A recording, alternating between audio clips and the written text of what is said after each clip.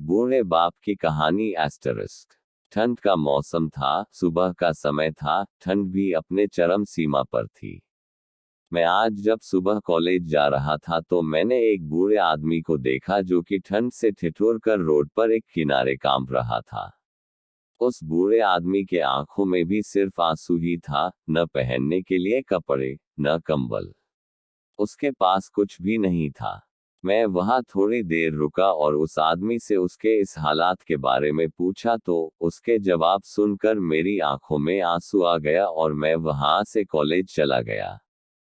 उस बूढ़े आदमी की बातों को मैं एक कविता के रूप में बताने जा रहा हूं। आप भी जाने कि आज के बेटों की सोच किस तरह हो गई है। आज फिर से इंसानियत को मरते देखा है। जब एक बूढ़े बाप को ठंड में रोड पर ठिठुरते देखा है। न जाने कैसे छोड़ देते हैं लोग अपने माँ बाप को। आज फिर एक जिंदगी को बेदर्दी से मरते देखा है। उसकी आंखों में आंसू थे, चेहरे पर एक चाहत थी। इतनी मुश्किल में भी उसके चेहरे पर एक छोटी सी मुस्कुराहट थी।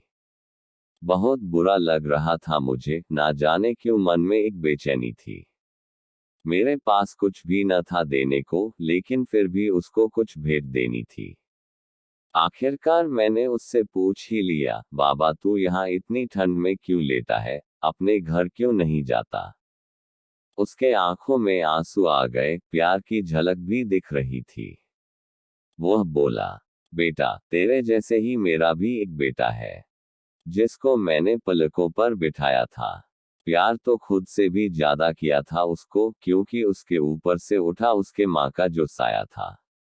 मैं बाप होकर उसको एक माँ का भी प्यार दिया। शायद कुछ इसी कारण से उसने मुझे आज घर से निकाल दिया। ना सोचा था मैंने कि कभी ऐसी भी घड़ी आएगी। जो बेटी अपने माँ बाप से दूर आई है, आज वही मुझे घर से निकलवाएगी।